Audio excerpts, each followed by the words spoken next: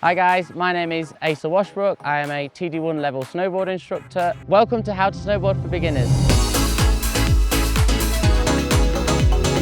In this video, we're going to cover how to strap in and how to start sliding.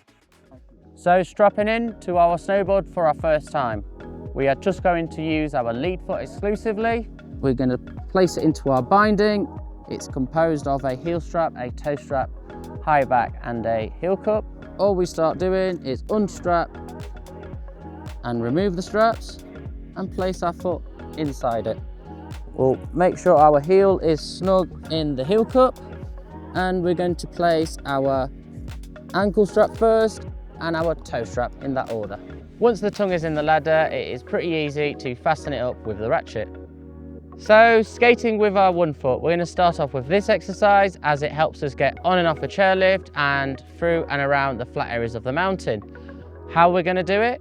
We are going to push ourselves with our rear boot forward. Once our foot is placed against the back binding, we can continue sliding.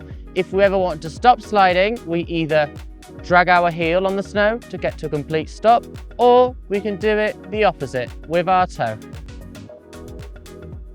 So now that we can skate with our one foot, we are going to strap on our rear foot. Just like our lead foot, we are going to ratchet on the toe strap and heel strap. Before we start sliding on our snowboard, let's talk about our base position, which is ideally the body position we have 90% of the time when we're on our board. We want to maintain and have a semi-flexion of the ankles and knee joint.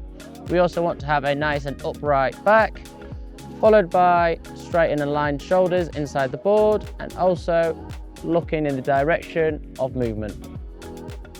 So today we've learned how to strap in. We've also learned how to skate and brake while skating, and we've talked about our base position. In the next video, we're going to talk about how to heel and toe slide.